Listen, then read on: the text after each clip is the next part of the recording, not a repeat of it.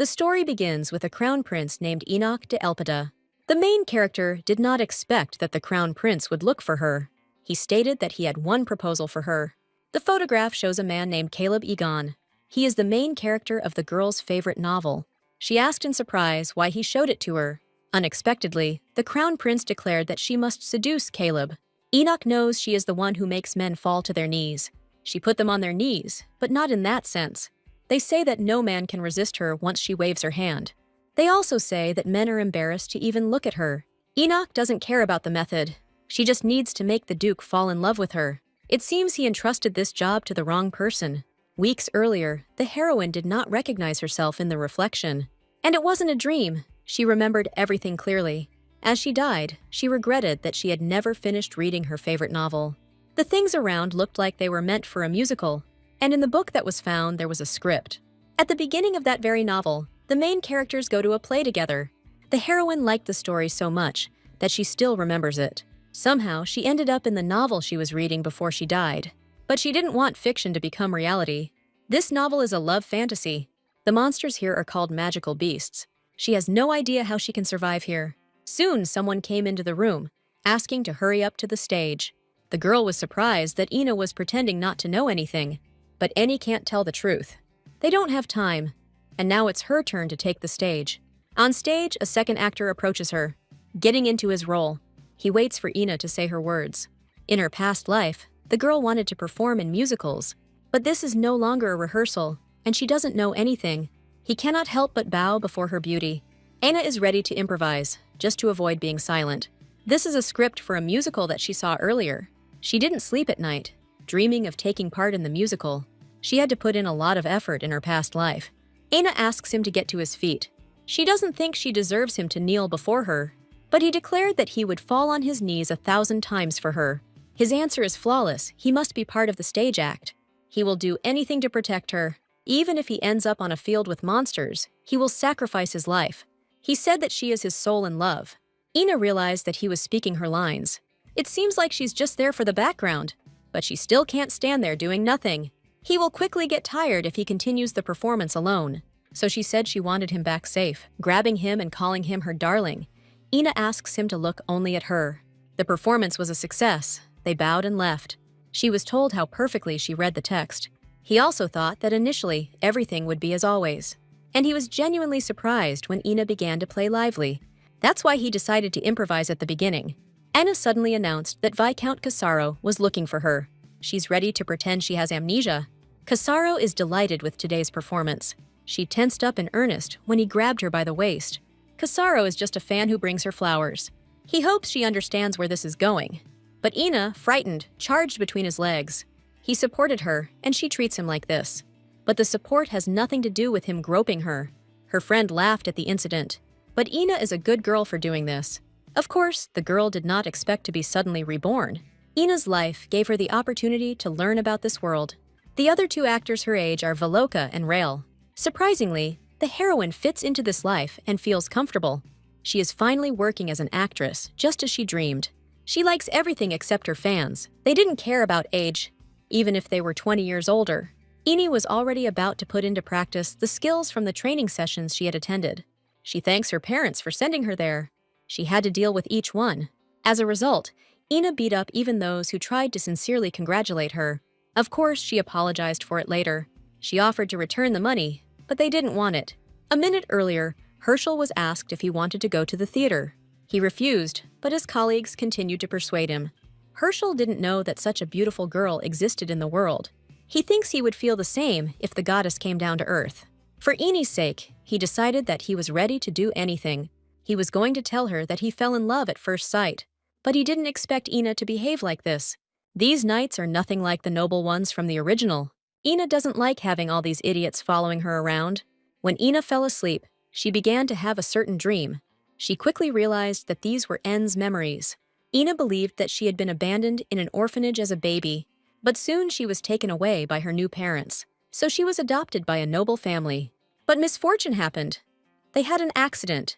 And at 18, Ina became an orphan again. Now, she is obliged to pay off her parents' debts. Inheriting the title and possessions will be difficult. So Ina remained an adopted child with the empty status of a noblewoman.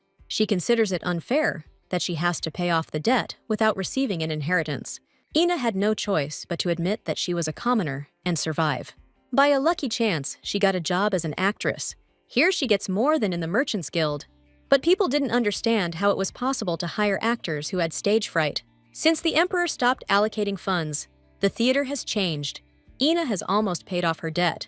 My head hurts as if it's about to explode. Ina needs to come to her senses before the performance. Valoka brought medicine to Ina. Ina drank them and felt a little better. Even during the performance, memories came flooding back to my mind. But it's all over now, and now she can rest. Her legs are shaking and she can't fall now. But suddenly Eni stumbled and flew down. When Ina woke up, she saw a worried Valoka. Valoka told her to be careful. As she fell, she and Rail rushed to catch her.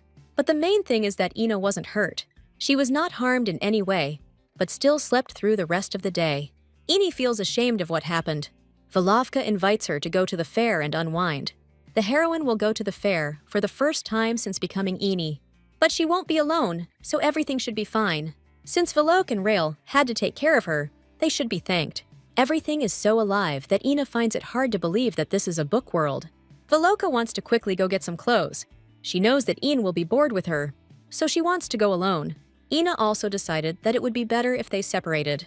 Valoka invites her to meet at the clock tower in 2 hours. Ina found some kind of wallet on herself. Inside, to her surprise, she found tickets to the performance. Maybe this ticket is something like Ina's pass. In any case, Ina had already gotten lost while walking. Ina is sure that she went where her memories pointed. On the way, she saw a delicious chicken kebab. Ina decided to take one to bolster her strength. The saleswoman asks her to have a snack here if she is not in a hurry. She noticed what a good appetite Ina had. She has been trading here for a long time, and she has never seen such a beauty. She tells Ina about the actress from the last performance. Ina wondered who she was talking about. The saleswoman knows that all men fall on their knees before this woman, and she heard that even Viscount Casaro became obsessed with her.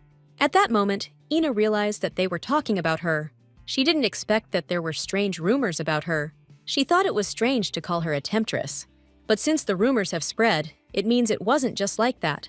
Recently, Casaro stopped showing up, and people started wondering why. He shouted that Ina was a terrible temptress. He must have said all sorts of things so that no one would know the truth. The saleswoman heard that the woman had dark purple hair, so Ina decided to get away as quickly as possible before she was recognized. She should have asked where the perfume shop was. In a dark alley, a man intercepted her hand. They found out it was Ina, but she said they were wrong. They accuse Ina of making boring performances. For some reason, they decided that it was her fault that they were all in debt. They don't like that she receives a lot of gifts from men. But the heroine knows how Ina lived all this time. In any case, these men signed up for this. Ina already wants to use the umbrella as a weapon. At this moment, a man appears and asks what their problems are. They ask him to go where he was going. They don't understand why he asks her anything at all. One of them lies that she is his wife. But Ina said they just met. He was about to hit her in anger, but the man who came stood up for the girl. They became even more angry and began to attack back. This man uses different fighting skills. Ina wanted to help, but didn't even have time to intervene. He apologized that she had to see something so unpleasant. He suggests waiting here until the guards take these men away. He warned that he would launch a flare. Ina realizes that this is not the time to just stand here. She gives him the sword. She wonders how his hand felt when he held the blade. His gloves are made of barrow leather and are not easily torn. This is a magical beast. Its skin is very thick. Ina asked if she could touch it. She was very interested. The gloves were softer than she expected. She later pulled her hand back, thinking it had been too rough. The provinces are too unsafe. Royal knights sometimes subdue magical beasts. At the head of the Royal Knightly Order is the main character, Caleb. The man asked if anything was bothering her. Because of the shadow, she didn't even notice how handsome he was. If I had known earlier, I would have looked more closely. She really has a hard time stopping staring. A detachment arrived in response to the call of the signal flare. The man asks to punish those men and arrest them. Ina thought she had to testify. Since the man has taken the position of a knight, there is no need for this. Since Ina has had a bad experience, he is forced to take her home. These words made her heart beat faster. He asks her to refuse if she is against it. Ina asks to be escorted to the square, and the man agreed without any problems. If Ina is shy, she can put her hand on his forearm. Ina just can't refuse his kindness. He is so handsome and kind that Ina's heart is about to fall out of her chest. The man walks her to the clock tower. He is going to wait until Veloka comes. Ina assures him that everything will be fine, because there are a lot of people in the square. He finally gave in and was about to leave. As a token of gratitude, Ina hands him those very tickets. She asks him to come and see the performance. After he left, Ina thought she should have asked his name. This man always kept an eye on those who were attacked by bandits. But now he has the feeling that he has already seen this girl. Veloka soon returned. Ina said that she took a wrong turn and found herself in a strange situation. Veloka was furious when Ina told her everything. She doesn't understand how one can treat a person who is just out for a walk like that. But Ina mentioned that she was saved by one man. Veloka noticed at that moment that she was very red. She guesses that the knight was handsome, and Ina fell in love. She hopes that Ina asked him out on a date. But when she said no, Veloka screamed in shock. This is exactly why you need to take the first step. Veloka offers to choose her perfume, since Ina never bought it. Ina has been feeling a bit awkward all this time. Ina isn't sure she can call herself Veloka's friend. Veloka found the perfume that Ina uses. Ina decided to look for a gift for Rael as well. Veloka knows what perfumes he likes. Returning home, Ina fell tiredly onto her bed. Rael liked her gift. It was worth it. She wondered if the man would come to the performance. She is not sure that he will come, but she does not stop hoping. It's been 3 months since the heroine has been living in Ina's body. The last performance is always felt with a bit of bitterness. Ina was informed that someone had come to see her. The man is dressed in a robe, so his face is not visible. When Ina came out, she didn't see anyone. The man who approached suggested that they step away first to discuss everything. The atmosphere is different from the nobles Ina has met before. She told him that she would take him to the reception area. Ina finds it hard to believe that he is the crown prince. After all, anyone can counterfeit a pendant with a comb. He shows her a sacred relic that only the emperor and the heir have. But for Ina, it looks like just an expensive decoration. Enoch swears by God that he will never lie about his identity. Ina may feel he has done her an honor. It seems like it was a royal oath just now. She uses the sacred relic to dedicate her life to the gods. If the terms of the oath are violated, it takes 5 years of a person's life. Now, Ina wondered why the crown prince was looking for her. Enoch showed her a photo of Caleb. Caleb is the youngest duke in the empire, captain of the royal order. For people, he is a hero who enslaves the beasts of darkness.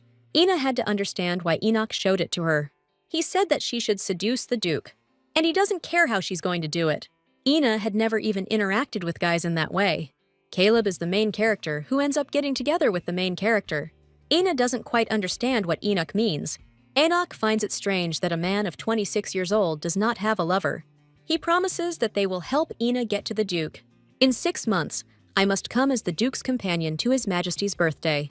When such a couple appears in society, it is considered a statement of relationship. Enoch provides Ina with an advance payment. With this money, Ina will be able to pay off the debt. Ina asked if she could keep the amount if she couldn't handle it. This situation seems familiar to Ina. She remembered that there was a similar scene in the original story. The crown prince hated Caleb because he overshadowed her. He understood that Caleb would lay claim to the throne, so Enoch forced him to marry a stranger in order to suppress his influence. He was looking for girls of different statuses. Ina wondered what happened to those who failed to seduce Caleb. To hide the fact that such an order had been given, Enoch could have killed them. Even if Ina agrees, she won't be able to cope because there is the main character.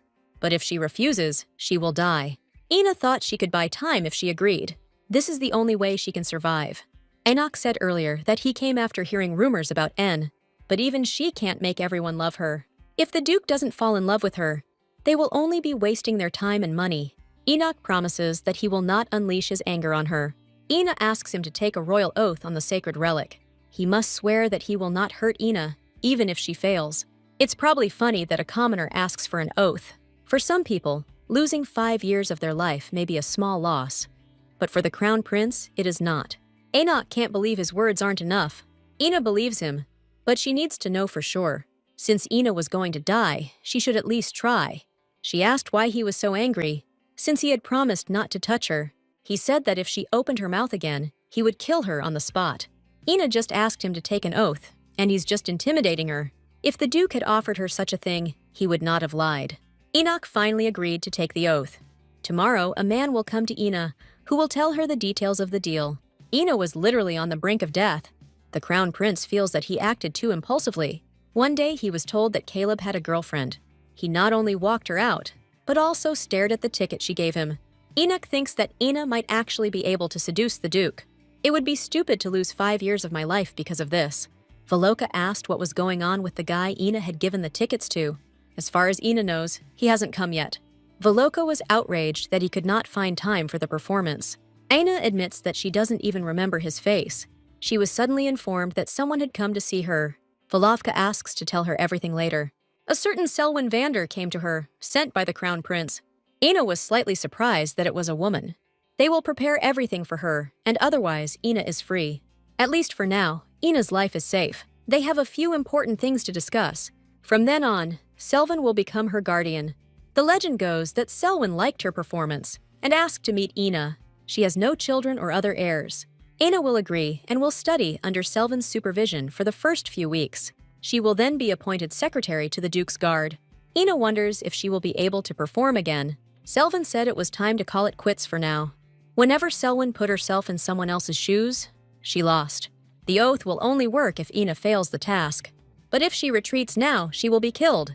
Ina agrees to leave the theater, but she must play the lead role on Saturday. Ultimately, she needs to take the position of secretary, seduce the Duke, and come with him to the Emperor's birthday. After this, Ina can do whatever she wants. Once Ina is done with the theater, she will need to stick to the plan. This will change a lot in Ina's life. Before Ina leaves, Rael would like to give something away. It's Jasmine that reminds him of her. Ina thinks that maybe it's because of her perfume. Voloka is worried that she hasn't prepared anything, but Ina couldn't have coped without her if she hadn't looked after her. Ina speaks as if they will never see each other again. It seems Ina has become more attached to them than she thought. She hopes that she can return soon. Suddenly, a knight appeared and asked Inu to hit him. He asked in horror if it was true that Ina was leaving the group. Ina asked in surprise how he knew. The knight is outraged that Ina was sold to that pervert Selwyn. The knight allegedly learned of some debt and blackmail. It seems he got it all wrong. Then the knight asks Ina to marry him. He doesn't have a luxurious life, but he vows that Ina will never suffer from hunger. They barely know each other, and he's already asking her to marry him. It seems to the knight that Ina is so frightened that she cannot utter a word. So he asks Selwyn to get out of here so they can talk. As an aristocrat, she probably knows how duels work. In this world, they resolve disputes through duels. The knight asks to accept his challenge if Selwyn is truly worried about Ina. Ina must somehow stop this madness. She blocked the knight's path, and he hit her with his glove, as if that meant he had to marry her now. The knight immediately began to ask for forgiveness. Ina told him that she was of noble blood. He had just challenged her to a duel, and according to the law, he could not be recalled. Eva asked Selwyn for a sword so she could participate. Finally, when Eva was ready, she suggested they begin. The knight understands that she will definitely get hurt. That's why he gives up, saying that Ina has won. Selwyn is pleasantly surprised at how quickly Ina responded. For the next 2 weeks, Ina studied under the supervision of the Countess. Thanks to the abilities of the real Ina, she was able to grasp everything on the fly. They arrived at the guardhouse and were met by the Duke. Ina could never have imagined that she would meet the main character of the novel. For some reason, his voice seems familiar to her. Caleb offers her his hand to escort her. Ina decided to ask if they had met before.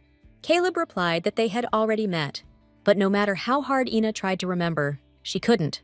Caleb showed her to the office. Her seat was by the window. The Countess has already reported that Ina is familiar with the basics. Caleb hands her a stack of papers, and that's easy. He is going to explain to her how to classify information. Overall, the work doesn't seem difficult. Ina thanked Caleb for his help. He asks to be called Sir Aegon. Ina didn't expect him to want her to call him by his first name. When he left, she was finally able to breathe deeply. The parade ground was visible from the window. Caleb stands out from the crowd. Ian would like to take a closer look at it. When he looked back at her, Ina stumbled and fell. She stumbled upon Caleb's desk and needed to clean it up quickly. Among the papers, she unexpectedly finds a theater ticket. On the back of the ticket, Ina saw her signature. For a moment, the image of that knight popped into her head.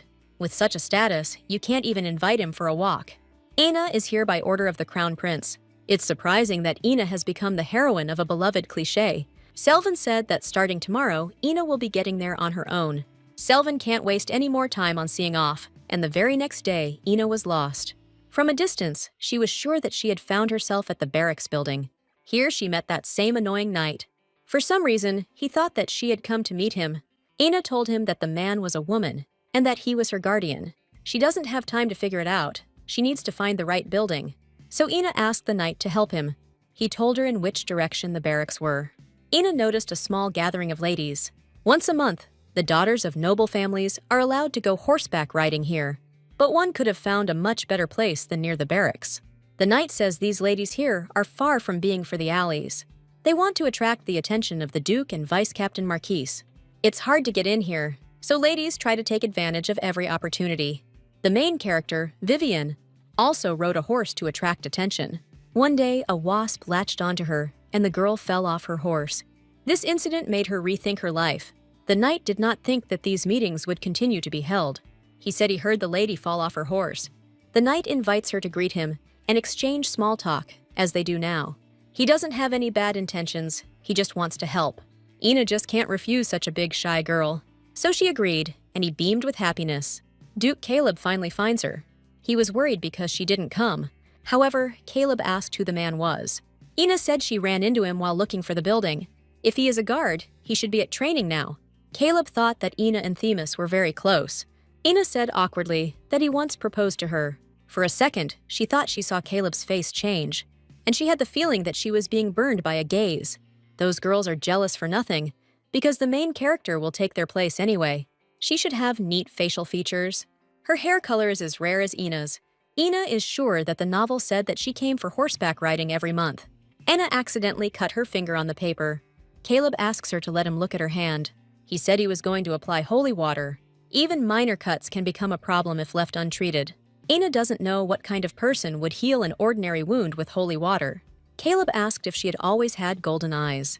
Recently, her eyes have started changing color in the sunlight. Ina doesn't understand why her heart is suddenly pounding so much. Caleb pulled away abruptly and apologized for touching her. Ina didn't have time to say anything before he left. This is the first time Ina has been apologized to for something like this. The Duke did it unconsciously, but that does not excuse him. He can't just forget about it. He is found by Edmund, who thought the Duke was in his office. The conquest was completed early, so Edmund returned. He thought the Duke had already finished the work, but he said no. Edmund had heard that Ina had once been an aristocrat, albeit of noble blood. They say she doesn't have a very good reputation. Therefore, Edmund asks the captain to be more careful. These are just rumors that reached his ears. Suddenly, the Duke asks him to repeat the 4th and 6th points of the Knight's Code. Do not talk about things you're not sure of, and do not insult your comrades. The Duke remembered what the Countess had told him. Several years ago, they were attacked by monsters. Many were injured, but they were lucky to meet the Countess passing by. Aristocrats are not treated very well in the kingdom. If the Countess immediately names Ina as the heir, there will be no way to avoid gossip about her past. The Countess would not like this, so she asks the Duke for help. From now on, he asks that anyone who speaks badly about Ina be brought to him. Edmund asks the Duke to fight him. He wants to train his weak points. It seems as if he is trying to cheer up the Duke.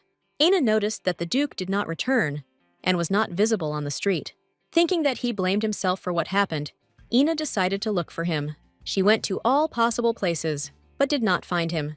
But then she found him on the battlefield with Edmund. The Duke managed to defeat Edmund, and he lost. Realizing that Ina was distracted, she decided to leave. But, accidentally stumbling, she fell, attracting the attention of others. Nobody expected to see a woman in the barracks. They started asking her what she was doing there. Ina feels like she is a bird in a cage, being watched. The Duke came up to her and asked if she was okay. She rose up again incorrectly and began to fall. But the Duke managed to catch her, and, unexpectedly for Ina, he lifted her into his arms. He said he would take her.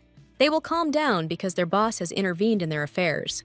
And if he had raised them properly, nothing would have happened. The Duke apologizes for touching Ina without permission. Ina understands that he wants to help her, but Caleb believes that she shouldn't make excuses for his stupidity. Ina asked if he had done this to hurt her. He had no bad intentions, so everything is fine. Caleb asks not to get used to this. For a moment, a lump appeared in Ina's throat. They realized that they would definitely be punished today. Edmund doesn't understand what's so special about this woman. Later, Caleb introduces Ina to the vice captain. Ina realized that he was the one taking up the empty space. Edmund was shocked to hear Ina call the captain Sir Aegon. Caleb told Bessel that he himself had given her permission. In the end, Bessel decided that it was none of his business. The atmosphere suddenly became tense. A few days later, Ina became convinced that Bessel hated her. He ignores her words and doesn't even answer her when they meet. Today, Caleb is late for some reason, so Ina decided to ask Bessel if he knew where the Duke was. He is at a regular meeting of the palace. Suddenly, they are asked to urgently sort out the documents. The people at the top said they had to submit a report this week. They are asked to sort this out by 1 o'clock in the afternoon. Bessel wondered what they should do if the captain was not there. It will take several hours to sort out these calculations. Ina is here and she can help Bessel, but he refused because he didn't see the point. Anna understands that he doesn't trust her, but the guard will suffer. She doesn't want to lie because then he will hate her even more. But Bessel told her that he didn't hate her. Ina would like to end all this. She asks Bessel to help her find the necessary materials. The monthly report requires complex calculations, but even so, Ina was able to figure everything out. They always did this with the captain before. Now Bessel is ashamed that he believed the rumors. He will take the reports to the meeting room himself. That's all for today. Finally, he wishes Ina a nice weekend. It's the weekend now, but Ina still got up before dawn. She would like to sleep longer, but she can't fall asleep. She noticed that buds had appeared on the jasmine. Ina wondered if everything was okay with Rael and Veloka, but she thought she could visit them. She has just what she needs to talk to them about. But since her arrival, Ina still hasn't learned the area around her. At least she remembers the address, and all that remains is to find the carriage. Here she noticed Sir Aegon. She is not sure whether she should say hello or not, but he himself noticed her and said hello. Just recently, the knights were whispering about her past. Aina said she would like to meet her friends. She hopes Caleb isn't bothered by it. For some reason, Ina is ashamed of what she says, but Caleb doesn't see why he should care. Ina imagined that he would feel exactly like that. Now she is belittling herself with her own words. Aina loved to act on stage since childhood, and Caleb doesn't think she did anything wrong. So when Ina is with him, she doesn't have to hide her love. Aina told him that she was leaving, but if she doesn't mind, Caleb would like to give her a ride. Still, he worries about her safety. It doesn't even stop him that she might be there until late. The carriage was so cramped that they touched each other the entire way. Caleb offered to lean on him if she was uncomfortable. Ina tries to pull herself together. She looked at what performance was being shown today. Everyone should be in the dressing room now. Ina invites Caleb to wait for her in the auditorium. She decided to surprise her friends. Veloka was very glad to see her. Rael went away on business, but should be back in time for the performance. Viscount Casaro recently came to see them to make sure that Ina had left the theater.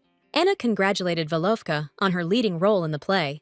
Rael bursts into the dressing room, not expecting to see Ina here. He reported that Rena had come down with a high fever. She plays a minor role, but without her nothing will work. They can't cancel the show. Ina guesses that Isabella is the protagonist's fiancé. She read the script a long time ago. That's why Ina offers herself as a replacement. The performance has already begun, but Ina is still not here. But Caleb froze when he suddenly saw her on stage. In this play, Isabella and Glenn were bound by family contracts. Glenn tells Isabella that he has no intention of marrying her. He was inclined to stick to his will. Isabella was willing to do anything to stay with Glenn, but Glenn asks her to leave him alone and pushes her away. Caleb visibly tensed as he watched the performance. Isabella still loved Glenn, but he was in love with the main character. He told her how much he missed her. Isabella could have given him the same love. She could have chosen the path of revenge, but she didn't. She stepped back, sincerely wishing them happiness. She made a choice, but for women in the kingdom, this was impossible. Even if Caleb knows it's Ina, it's Isabel he sees on stage. He sees that Ina is giving herself to this with all her soul. Later, Veloka and Rael thank Ina for the performance. Ina asks to save the compliments for the final bow. She thinks she's forgotten something. Ina ran to Caleb and explained the situation. He noticed that she ran straight from the stage, without even taking off her makeup. Ina apologizes, thinking she looks weird. But Caleb said she looks amazing both on stage and now. For a moment, Ina froze at what she heard. He apologized if his words sounded uncomfortable. He says again that Ina is beautiful. For some reason, her heart started beating wildly. Previously, such compliments would have been given to her with some kind of subtext. Veloka and Rael asked who the man was next to her. Veloka thought that this was the knight who helped Ina. She decided to share this with Rael. Ina waved it off, saying that thanks to this man, nothing happened. It's time for them to go back, so they say goodbye. Anna asks Caleb to wait a little longer. He later said she could have spent more time with them. As they leave the theater, Rael catches up with them.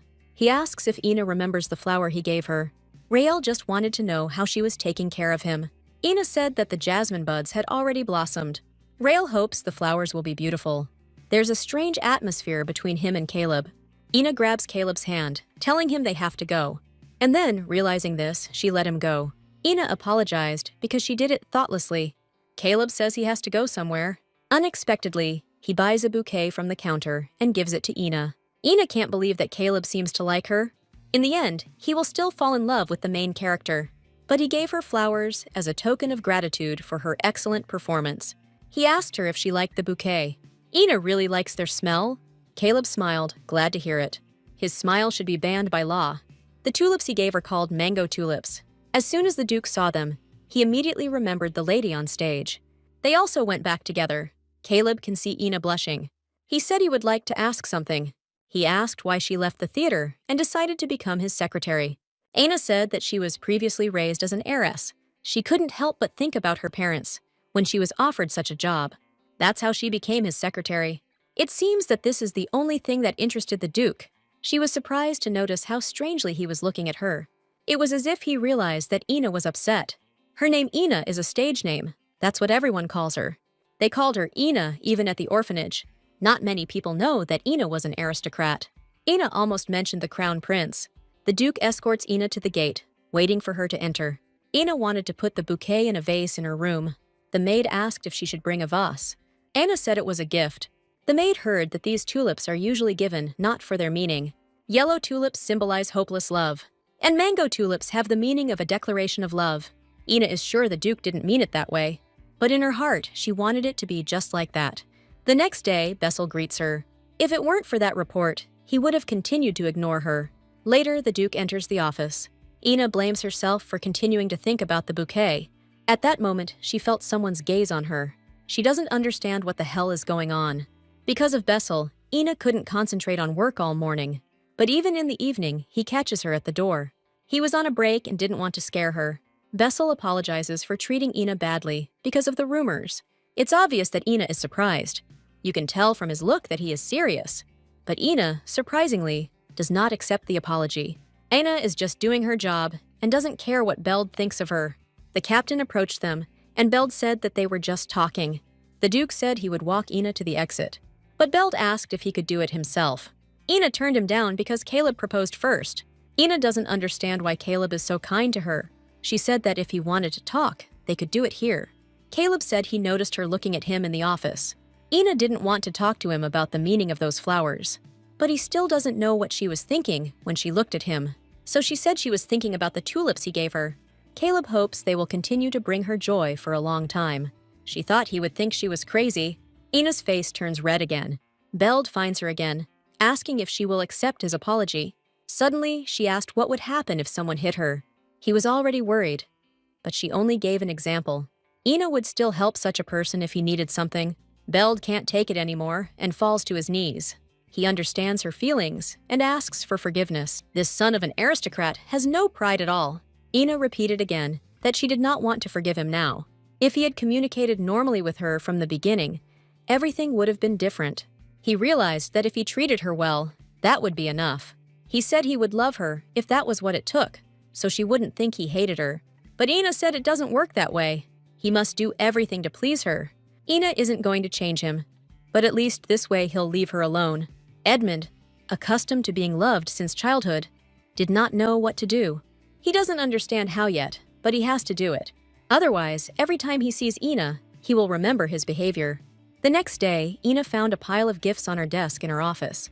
These are obviously gifts from Edmund. He thought that girls loved gifts, but this is not at all what Ina wanted. Ina asks to put all this away and tidy up the table. Edmund thought these things were popular among girls. Ina asks him to think about his words. The Duke comes into the office, taken aback on the spot. What a strange situation this is. He volunteered to help clean up, and the Duke clarified that Ina did not need to do anything, but she's not sure it's okay for her to do nothing. Although she was glad that Edmund was being recognized for his behavior, Edmund kept thinking about how he could please this woman. When he returned home, he was told that his parents had not yet arrived, but instead, he is met by his sister, Vivian. She said that she had been at a tea party Vivian pestered her mother and the others for a long time to meet Duke Caleb. Her fall from the horse caused her parents great concern. Edmund said they couldn't let her behave like this any longer. The parents thought that the Duke was more dear to them than their own sister. He loves her, of course, but he can't indulge her.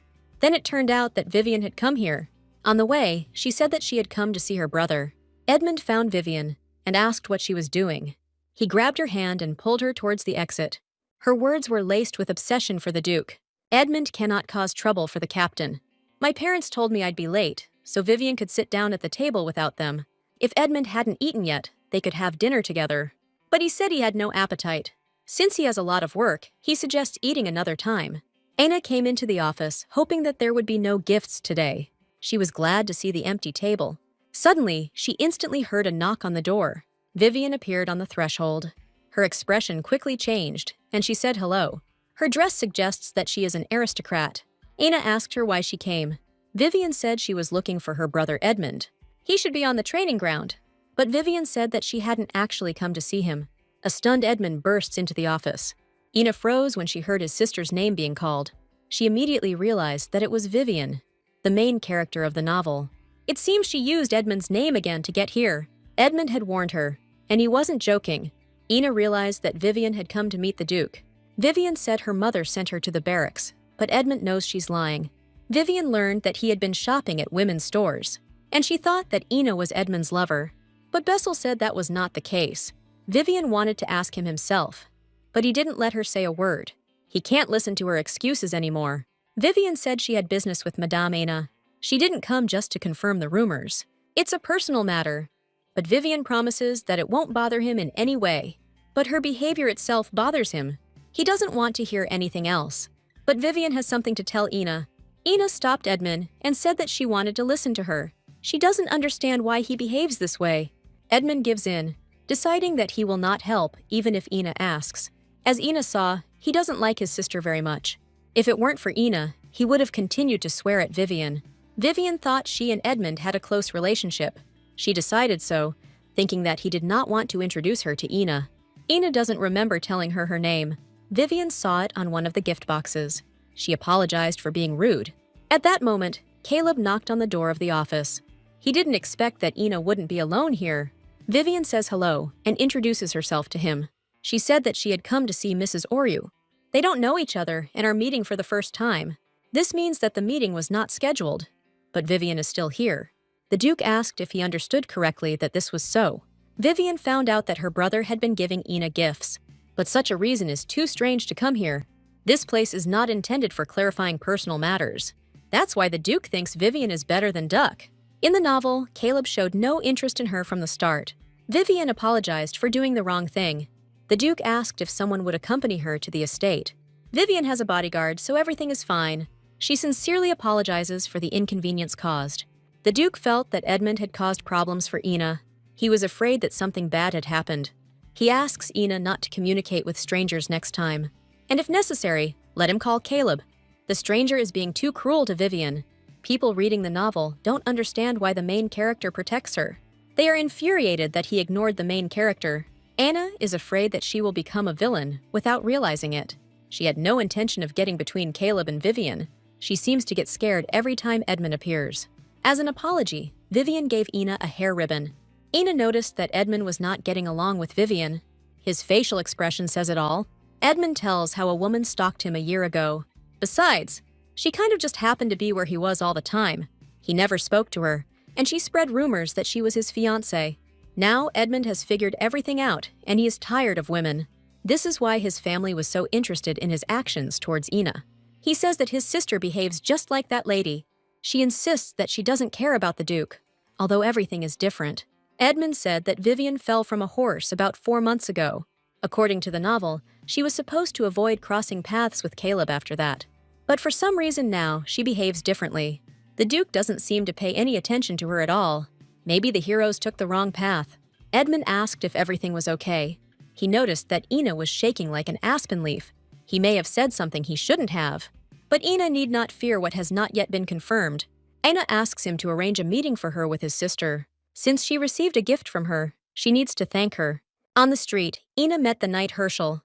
He grabbed her hand and she immediately twisted it away. Then she apologized, but he said everything was fine. Herschel wanted to talk and offered to go with him to the garden. He would like to know if the rumors about Ina are true. People say that she is getting married soon. It turns out that Edmund will be the groom. The reason for such rumors is quite clear. Ina can't imagine how shocked Herschel was. It turns out that he and Edmund are friends. Their family are vassals of the Bessels, so they often played together as children. In any case, he is glad that the rumors turned out to be false. And also, he just wanted to see the lady. The Duke suddenly approached them. Herschel introduces himself to him. Caleb noticed that he wasn't from their unit and asked how he got here. Ina remembers telling Caleb that they knew each other. Herschel has no reason to linger any longer, so he leaves. The Duke hopes he hasn't spoiled anything. He wanted to know where Ina had put the documents he had asked her to copy. He asked only because they met. And now he offers to walk her home. He asks her to refuse if she is uncomfortable. In fact, Caleb always finishes at this time. Due to a delay, Ina's carriage left, and she had to go with the Duke. Caleb remembers that Herschel once proposed to Ina. He heard Taman call her Ms. Ina. They have known each other since Ina's time playing in the theater. Although, such treatment still confuses Ina. She's probably just not used to it. If Ina allows, Caleb would like to call her by her first name too. Ina sees no reason to refuse, so she agrees. She said she could remind him of her name if he had forgotten. He just never called the girl by her name. Ina is even surprised by such a statement. The Duke has no sisters or cousins, and no one he knows that he can call by name. It seems that Ina is the first person he addresses by name. Finally, the Duke says her name. 2 weeks have passed since Ina and the Countess saw each other. The Countess noticed that Ina seemed to be doing well. She also noticed that her relationship with the Duke was developing quite well. He pays a lot of attention to Ina. Anna makes excuses that he is just a good person. The Countess remembers how after the performance, he gave Ina flowers. And a few days ago, he walked her home. Ina realized that the Countess had put her under surveillance. But it is not permanent. They respect her personal space. The Duke moves carefully and is not easy to follow. They won't remove surveillance. It's for her own safety. In any case, it's not what they think. She asks Ina to just follow the plan. The Countess asked if her eyes had always been golden. Anna explained that they are only like this in sunlight. Usually, no one notices this. While Ina was working, Edmund came to see her. She got scared and screamed, which scared him too. He even knocked before entering. Ina didn't hear because she was in her thoughts. He remembers that she asked to arrange a meeting with Vivian. She agreed, and Ina could choose the day and place of the meeting herself. Ina asked how she could convey this later. Edmund gives her a certain bird in a cage. Ina will be able to contact Vivian with her help. Ina had never done this before. Edmund was slightly surprised and realized that he needed to show it. First, a letter is written, and then it is fed to the bird. Ina was taken aback when she saw the bird eating the letter. After this, the bird will begin to swell.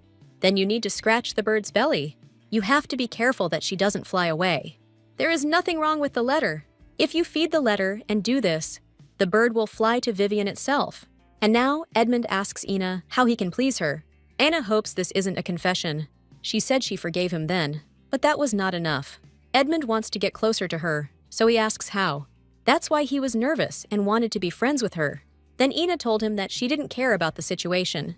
And all this time, he was worried and trying to do something that was not natural to him. Anna stated that she had already begun to like Edmund. She clarifies that it is not in a romantic sense. She likes Edmund as a person. Anna hopes that they will continue to get along. She didn't think this job would affect her so much. When she worked in the theater, she never sat in one place. But in the guards, she spends most of her time at the table. And to prevent this from happening, she chose kendo, which she had practiced for some time in her past life. But she didn't take into account the fact that she had never held a sword in her hands. Now she needs to somehow get rid of the muscle pain. She is greeted by an unusually enthusiastic Edmund. From her, he learned that she had already used the dove. Ina followed the instructions, but she's not sure she succeeded. Edmund promises to ask Vivian when he gets home. He noticed that her hands hurt because she was touching them. He could offer Ina the ointment, but she refused. But later, Ina regretted it. Caleb, who came into the office, asked why she was in that position. Anna said that her legs hurt a little. The Duke heard about all this from Edmund. Ina's whole body hurts, but her arms especially. The Duke asked if she would mind if he checked out the area. Anna hopes he's not going to waste holy water on her. She didn't expect him to take off his jacket at all. Anna is struggling to control herself. The Duke asks the girl to turn her chair around. Then he asks you to roll up your sleeves and hold out your hands. Anna rolls up her sleeves to her shoulders. All this time, the Duke wanted to give a massage. He asks to tell me if it hurts. The Duke always gives her strange feelings. Caleb doesn't think swinging a sword is the most appropriate thing for a girl to do. Anna regrets that he has to do this. But in fact, he often does this for beginners. For some reason, these words made Ina feel better. Although she is not ashamed of this, it is the Duke's responsibility to look after his crew. After this, he asks Ina to take off her shoes. She didn't expect him to massage her feet. Ina was embarrassed to refuse, since he had already done so much. But the Duke stands his ground and asks to give him his leg. The only thing that calms Inu down is that he does this for others too. She was so lost in thought that she didn't hear him calling her. Caleb asked her to lift her skirt a little so that it would not get in the way. Ina simply placed her foot on his thigh, and her brain shut off. Valoka would die laughing if she saw this.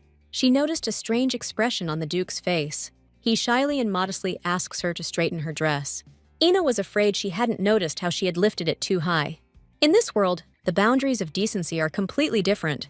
You won't find dresses here that reveal a girl's thighs. But in the heroine's world, there is nothing special about this. The Duke believes that he himself is to blame. But this is irresponsible on Ina's part. The Duke's hands seem to become warmer. Ina has been exercising, but her body apparently isn't ready for it. She said she was practicing with a wooden sword. She once trained for self-defense. At first, her parents insisted on this. They said she had to protect herself. But then Ina herself became interested. It's rare to find a girl who knows how to fence. There are few people in the world as good as the Duke.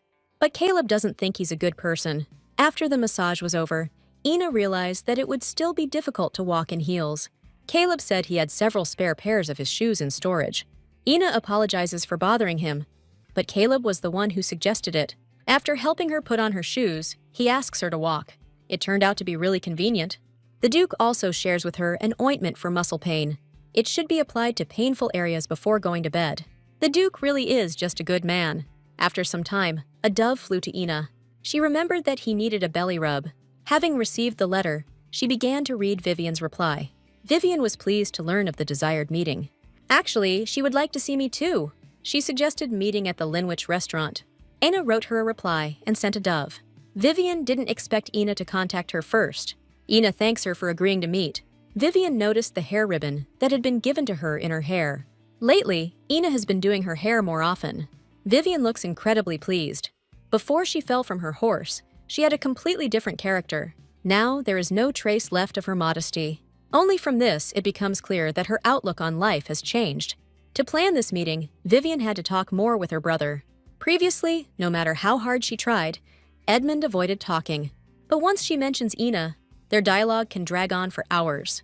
Ina shares what she learned from him about her fall from the horse. They say such falls can have serious consequences. Vivian must have had a hard time, but her parents took care of her. Ina is glad that she is okay, but she needs proof, something that would confirm that she remembers her past life. As soon as Vivian got better, she began attending tea parties and receptions. Ina asked if she went for walks or to plays. Vivian had never been to the theater until her memories returned. But lately she likes this way of spending her free time. Her answer will let Ina know what she thinks about her life. Vivian said that it had been quite a while since she had attended the performances. The theater is quite an interesting place for her. It turns out that Vivian remembers everything. Even if the time frame has changed, the events remain the same. This means that the main characters will follow the right path. Now Ian need not fear death, but for some reason my soul feels like it's being scratched by cats. She heard that the palace meeting would soon end. Ina doesn't want to cross paths with the Duke. She avoids him. She doesn't want his kindness to cloud her mind. So she decided to take a different path. Ina didn't even know that there was such a beautiful garden here. She needs to come here more often. She wants to enjoy this moment longer.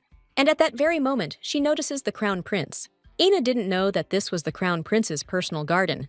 But he said that didn't change the fact that she had come in without permission. Under this pretext, he could execute Ina. But she can be useful, so he will not take her life. Since they have already met, Enoch suggests having tea. Later, he noticed that she didn't drink black tea. But in reality, she was just thinking about what Enoch wanted to tell her. He said he wanted to check something. First, he asks her to turn her head to the left. Then he asks to turn right. Ina wondered what he was even doing. He realized that her eyes really did turn golden in the light. But he could have checked this in the garden. Although there, in the shadows, it was difficult to see. He asks if her eyes were like this from birth. Aina explained that it started about a month ago. It started when the heroine became Ina. Even if she goes to the temple, she still won't be able to meet the priest. The crown prince did not think that it would be so difficult to arrange a meeting with him. At that moment, Ina remembered that he was the crown prince. They say that to do this, you need to have a high status and a lot of money. Ina seemed to be in a hurry to leave, he noticed. Ina said that she had a lot of things to do. And Enoch asked why she went out for a walk then. He's going to check something and let her go. Enoch asks the girl to extend her hand to him. She thought he was giving it to her, so she decided to take it. But he pulled his hand back sharply, finishing the check. This thing seemed to her like a sacred relic. The crown prince said he was just checking a few things. Is there any divine blessing left in her? Usually, the eye color changes in those who have received a blessing. This is a rare case, so the fact is not very well known. The crown prince asks that no one be told about this from now on. He also asks for a lock of his hair before she leaves. He plans to use them to create a ring with a spell, and then the color of her eyes will stop changing. Enoch is surprised that nothing has happened to Ina yet. Therefore, there are plenty of people who want to get their hands on something outlandish. Moreover, Ina is the bearer of divine blessing. If the temple finds out about this, they might seize her and lock her up. After all, now only the high priest has the blessing. If Ina wants, she can refuse Enoch's kindness. And after all that has been said, he has the right to choose. The crown prince did not expect the color to actually change. Usually, the blessing of the gods bestows silver color. This happens when a wish made on a sacred relic comes true. The crown prince asks that the letter be sent as quickly as possible. He ordered that he be sent to the Duchy of Adel. The crown prince's words stirred Ina. In one of the alleys, she ran into her grandmother. It seemed that she was injured, and Ina rushed to help. She gives her something to wipe away the blood with. Grandma feels guilty that she got her handkerchief dirty. She was able to stand up on her own. Ina suggests that she go to a healer, but she replied that she would rest at home and everything would pass. Ina agrees to take her there if she lives nearby. But later, she noticed that they were getting further and further away from the shopping area. Ina isn't sure they're going the right way. Grandma said there was still a little bit left, but there are not even any residential buildings nearby. Soon they came to a strange dark place. At this moment, Ina hears strange voices. Ina had seen these men somewhere before. They repaid their grandmother for her efforts. Ina quickly realized that she had been deceived. They asked if she had forgotten how she had handed them over to the guards. One said that it was because of her that his wife left home. Now she won't be able to escape so easily. It's a remote area that no one knows about. They, having made sure that Ina is alone, want to carry out their dirty deeds. Everywhere there are those who attack the weak. Ina hit them both between the legs, saying that they didn't realize where they were. They thought she would just stand there and blink. One of the men's weapons fell out of his pocket. Ina decided to correct their rotten nature. After that, she realized that she would not be able to wear these shoes anymore. Now she wondered what she should do. She heard someone calling for help. This is not the best time to put the knife down. Ina decided to say in advance that she was the victim here. It turned out that Duke Caleb had arrived here. He was asked to help during patrol. He recognized these men who had attacked Ina last time. He guesses that those bastards were threatening again. Ina didn't think he could afford to use rude language. She said that the weapons also belonged to them. She explained that she took away the weapon, but did not threaten them with it. What a blessing that it was the Duke who came to the rescue. When the guards arrive, she should give a statement. It would be better to say that they pointed daggers at her. He wants her to say that Caleb fought back. If he did it, they will just listen and close the case. Ina admits that she charged both of them between the legs. But the Duke said she was a good girl. What cannot be controlled by reason is best eradicated. The guards arrived soon after. Having recognized the Duke, they introduced themselves properly. One of the employees was appointed only a month ago. He always admired the Duke. First, they need to discuss the circumstances of the case. These men already have criminal records. The guards will personally ensure that they answer for their actions. The Duke learned that Ina was now going to the shop for a bird in a cage. Ina herself had just explained to him that she had met the old woman while she was looking for a shop. The Duke wondered if she would be able to find the right shop. Ina seems to be unfamiliar with the area. Caleb offers to walk her to the largest shop. Ina doesn't understand why she's suddenly talking to him so friendly. All her attempts to avoid him went down the drain. In the end, she decided that they would only reach the counter together. But after that, the Duke said that he would escort Ina home for her safety. Anna always becomes weak in front of the Duke, although she herself knows the reason for this better than others. Ina wants to look around and choose the cage she likes. The seller insists that you can't just choose a cage, so he asks you to just trust him. He noticed how she was distracted by the theatrical play. For them, there is nothing more interesting than the theater. Judging by what visitors say, the production is amazing. In the original story, Caleb went there with Vivian. They say this performance is perfect to watch with your loved one. Ina was at a loss, not even knowing what to say. Instead, the Duke replied that they would definitely go and see it sometime. Ina didn't understand why he didn't deny it, as it could lead to misunderstandings. Ina wants to go to the shoe store. The Duke wanted to know the name of the store. Since he was passing by, he decides to accompany Ina. Caleb apologizes for responding on his own earlier. He thought that if he denied it, they would be bombarded with questions. And that salesman was really very impudent. Ina looked tired, so the Duke allowed himself such a liberty. Ina blushed, not understanding what she had hoped for. Considering his character, it was natural. He is so kind that you wish he were less kind. Her face probably looks very strange right now. Ina can feel it without even looking. She took the poster for the play with her to watch it later. Ina had always acted, but had never seen a performance as a spectator. Ina said that she played the main role there. Although it was belated, Caleb said it looked great on her. He talks about her current hairstyle. He didn't have a chance to say it, but he always thought so. Finally, they reached a place where she could go alone. But before that, the Duke gives her the badge of the Royal Knights. He asks her to wear it whenever she goes outside. If something bad happens, she can show the ring to the guards. This looks like an abuse of power. Due to a business trip, Caleb will be absent for the next week. He goes to pacify the demonic beasts. If he has time, he plans to visit the ducal estates. Anna decided to find out what time he would arrive back. It will take about half a month, but he may return sooner. Ina asks Caleb to take care of himself on the way. Until the moment the heroine read, there was no word about the Duke getting hurt. This means that he will return from this mission safe and sound. Ina asks him not to overwork himself and not to get hurt. The Duke promises her that he will not get hurt and will return healthy. Ina realized that she had fallen in love with Caleb. Sitting in the office, she wonders when he will return. The badge accidentally fell out of his hands and hit Edmund on the head. It feels like he has a crack in his head now, but it's okay. He apologizes because it happened by accident. Edmund knows that this badge belongs to the commander. The commander's emblem is slightly different from theirs. He wonders how Ina ended up with this badge. She said that the Duke himself gave it to her. She is worried that this might cause problems. In a knightly order, the badge serves as an identification card. It is used to transmit orders. If Ina transmits orders on behalf of the Duke, they will be carried out. It turns out that this is such an important thing. Edmund asks you to take care of this badge. Ina thought the badge simply showed membership in the order. She's not sure if she can keep such a thing. Under no circumstances should you lose it. Anna would like to use other perfumes. Any other perfume would leave her skin blotchy.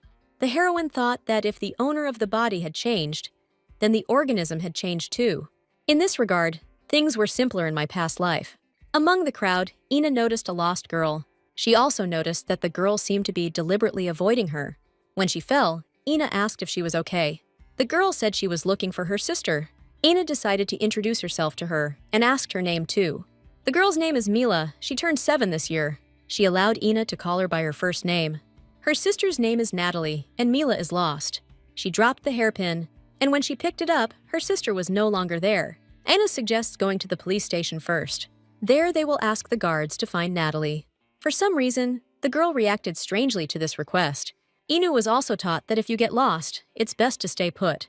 Maybe her sister is a member of a dark organization that shouldn't mess with the guardians. Ina tries to push these thoughts away. Sister told Mila not to trust the guards. She said they were a bunch of lazy people who only knew how to throw words around. What kind of person could say such things to a child? Perhaps her sister had reasons for saying so. The more people know where Mila is, the faster Natalie will find her. Ina promises that the guards will definitely help them. And she also said that she had something useful for Mila. Mila used to come to town with her mom, dad, and sister. It seems like a lot has changed since then. Today, Natalie has a day off, and she said that she will be able to play with Mila. She used to play with her mom and dad, but now they are gone. The sister told Mila that her parents would return when they had finished the work that God had given them to do. Her sister lied to her to console her. Soon, Ina and Mila come to the guards. Ian can't even believe that this is their plot. When one of the guards saw Ina, he immediately perked up. He politely asked how he could help. Ina said that the girl was lost and that her sister needed to be found. He started flirting with Ina, saying that she had a kind heart. He says that she can leave the girl here, and then her relatives will pick her up. Ina was surprised that they weren't sending people out to search. Usually, parents are there for half a day. When he said that they had no free people, Ina showed those who were sitting and playing cards. But, as he said, they work hard and don't have time to do such things. Ina didn't know that playing poker was also a job. She wants them to look for the child's sister separately, and if she so wishes, they will do so. There are no people. But if Ina gives a little help, he will find a way out. He asks her to give him some time after he finishes work. To put it bluntly, he asks her out on a date. Ina asked what his name was. She said she just wanted to know. His name is Logan Leaf. Ina asked Logan if that was the end of his dog-like nonsense. But even dogs don't make meaningless sounds. Logan screams that she's a crazy bitch. Ina asks to call her company commander. But Logan said he wasn't coming here just because she invited him. Ina showed them the badge of the Royal Knightly Order. Since they recognized him, they are now obliged to call the commander. Mila asked Ina if her arm hurt. She saw her hit the table with her hand. Mila asked to give her hand and she blew on it. The girl said that she prayed to God. She whispers that if you do this, all wounds will heal. And now Ina's arm won't hurt. The bruise on her arm actually disappeared. Prayer seems to be a divine power. A worried Natalie runs into the station. She said that she had been looking for Mila for a very long time. Mila said that Ina helped her get here, and Natalie became wary when she looked at her. Natalie thanks Ina for her help. She wanted to offer her something as a token of gratitude, but Ina refused. Ina believes that the guards and the commander worked much harder than she did. Ina remembered that Natalie didn't really like the guards. Mila asked Ina to go with them to the market, but Ina promises to go next time. Ina doesn't understand how she got to this point. Suddenly, she met Natalie again. She introduces herself officially as Natalie Seria. Ina understood why she had tensed up so much when she saw her. She said that Ina could call her Natalie. Although Ina still thinks it's better to address people by their knightly title, Natalie allows Ina to address her as she pleases. Ina said that everything is okay, only thanks to Ina. Mila told Natalie how Ina forced her to find people to help search. Ina apologized for this, but Natalie, on the contrary, was grateful. If Ina hadn't done this, the officials wouldn't have lifted a finger. And if they were asked to search, they would pretend that it was none of their business. It turns out that Natalie used to work there. They showed diligence only in front of their superiors. Because of this, Natalie's trust in the guards is almost zero. But thanks to Ina, Mila was found, and Natalie is grateful. She is worried that Mila might have caused inconvenience, but Ina said that Mila was childishly polite and sweet. It's clear how much Natalie adores her sister. Natalie has something to ask Ina.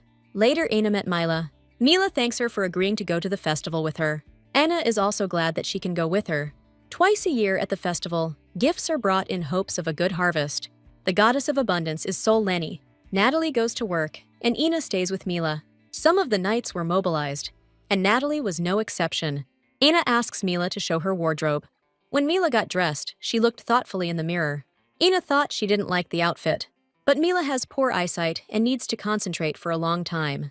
There is no technology in this world to create even a wristwatch. Mila hopes that Ina won't think badly of her. The other kids say she always looks like she's angry. But for Ina, Mila is very beautiful and sweet. If they could meet a priest with divine power, her eyesight could be cured. Everything is new here for Mila, and Ina hasn't been here for a long time. After her parents died, Ina couldn't really enjoy the festival. Ina hopes there will be a lot of interesting things here. Mila saw that they were selling cotton candy here. Ina is happy to buy this for the girl. Mila thanks her for the purchase. She never would have thought it would taste like this. Mila invites Ina to try too. Mila is even curious if Natalie has tried this kind of cotton wool. Ina suggests asking her when she arrives. Mila would like Natalie to be with them next time. Suddenly, as if at the call of the heart, Natalie appears. She's supposed to be on patrol. A co-worker who had the day off replaced her, and that means she can go with them now. Ina thought she should leave now that Natalie was back, but Mila takes her hand and asks her to go with them. It seems that Ina shouldn't distance herself so much, so they began to walk and explore the surroundings. At some point, Ina seemed to see the Duke. She told Natalie that she saw Caleb, but among the crowd there was no one else like him. Thinking that Ina was mistaken, she suggests moving on. Ahead they saw people in masks. The competition begins, where the winner of the song contest will be chosen. Natalie had been telling Mila about this competition for a long time. Faces are hidden for the sake of fairness and interest. This way you can select people who sing really well. Mila wants to take a look and asks to do this before leaving. Anna also wants to see who will be chosen in the end. In the end, Natalie agrees.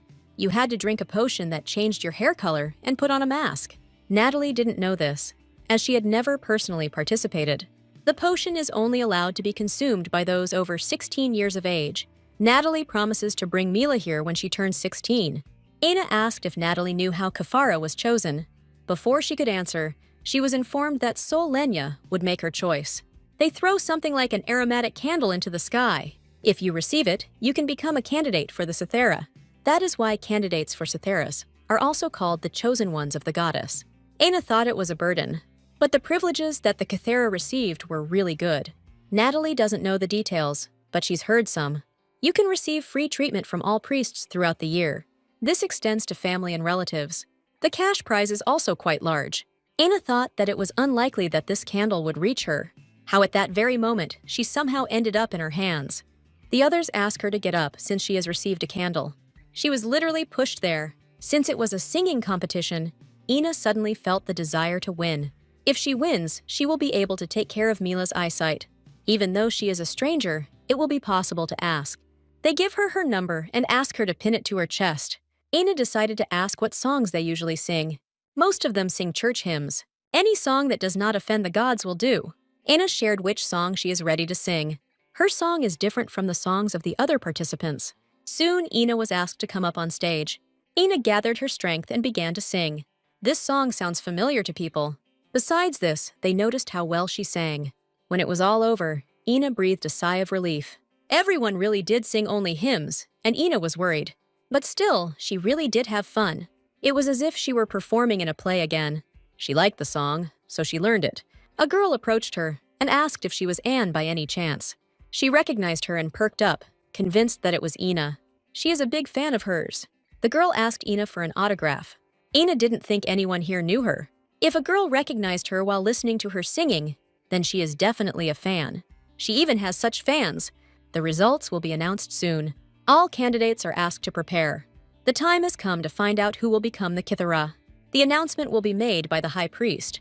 This time, the role of Sol Lenya's Cythera was given to Ina. They put a crown on her head. The priest watched her with pleasure. He liked it. She needs to extend her hand to him so that he can grant her a blessing and make a sign. If the mark looks like a henna design, it is better to choose something less noticeable. The priest gives Inu a gift and congratulates her on her victory. However, no marks remained on the hand. If something is wrong, you can ask later. Inu is surrounded by a crowd of people asking her to do something for them as a Cythera. She understands that she needs to run. She plans to sneak out and find Mila and Natalie. They ran after her, and Ina's plan changed. People have already stopped being polite. Since Ina runs away, it means she is not going to do anything. Suddenly, someone grabbed her and hid her. People quickly lost sight of her. When everyone had left, he said that we could rest easy. Ina recognized the voice of Duke Caleb. His hair color is different because he drank the potion too. Because of his bright hair, she didn't notice his piercing gaze. She remembers that he went on a cleanup, but the Duke promised her that he would return unwounded.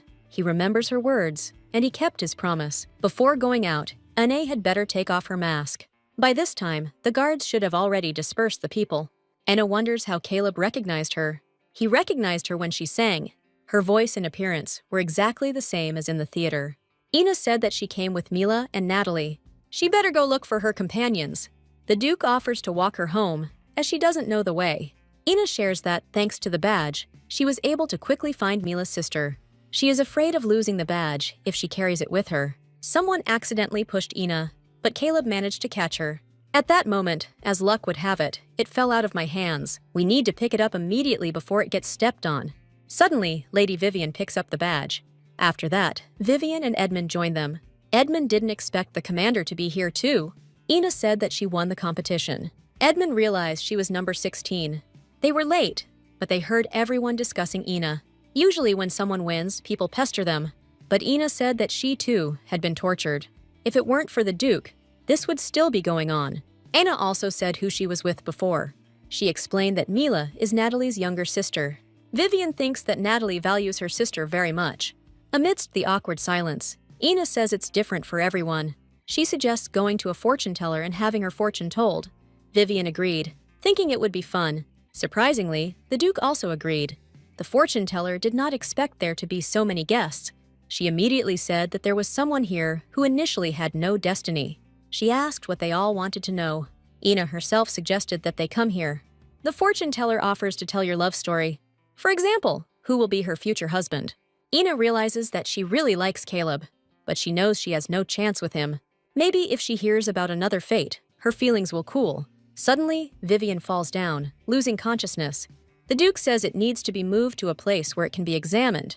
The fortune teller asks Ina to listen to her. She asks her not to dwell on it too much. She said this to help her. Vivian has no external injuries. You just have to wait until she comes to her senses. Edmund said that Ina and Caleb could go. Vivian could wake up at any moment, and he didn't dare delay them. And Edmund will have to stay here. Mother entrusted me with the care of Vivian.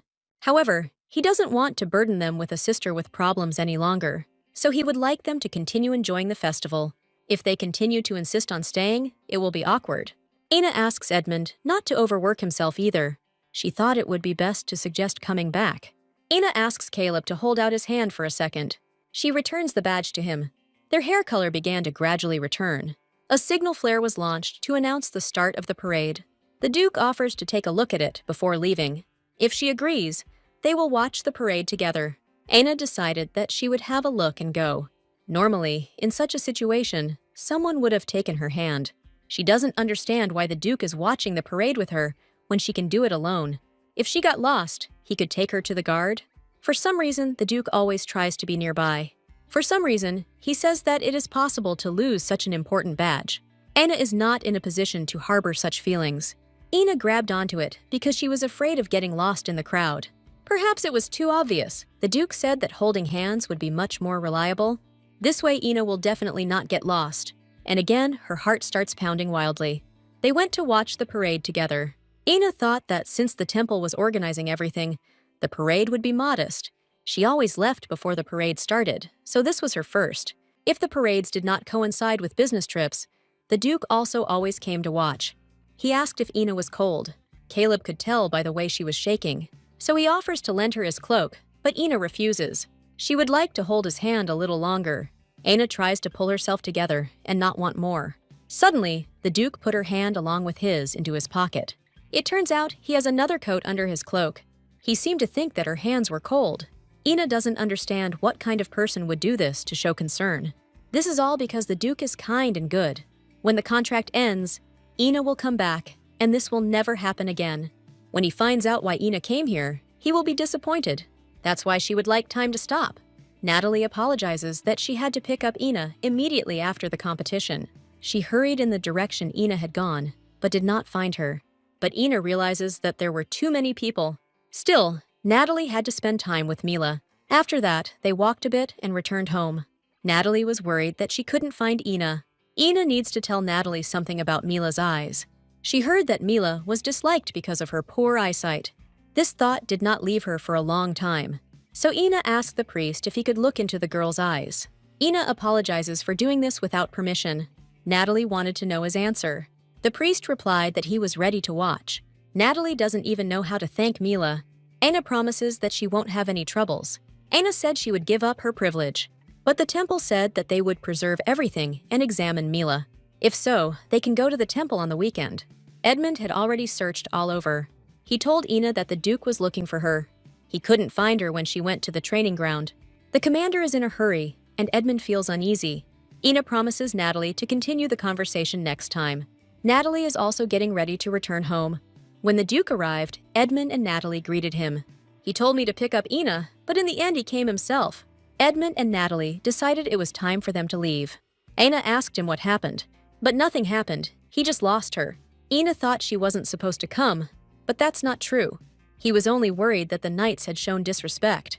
Ina took the booklet for the play, so that, as the Duke thought, she could watch it later. He remembers that she was going to go when he was shown. But now Ina is not an actress and will not play the leading role. And there is no guarantee that she came here today. And yet, the Duke could not take his eyes off the stage. He thought he knew how Ina played. After the performance, someone touched him, and he thought it was Ina. He apologized for mistaking the girl for her, but later, the Duke realized that it was Vivian. He remembers that she is the sister of his valuable assistant. It's a real honor for Vivian. Vivian heard him call her Ina, but Caleb realizes that they are completely different. Their scent was similar, and the Duke unwittingly showed disrespect. Vivian is surprised, because this perfume is not so easy to buy. Vivian thought he came here with Ina, but she didn't know that he went to the theater alone. The Duke also didn't know what she was interested in. Vivian, surprisingly, also came alone. She had an escort, but she ran away. There is one actor to whom she wants to give a bouquet. She thought he would be scared to see her with the knight. Vivian asked if he could take her to the Marquis's mansion. Vivian is very sorry that she ran away.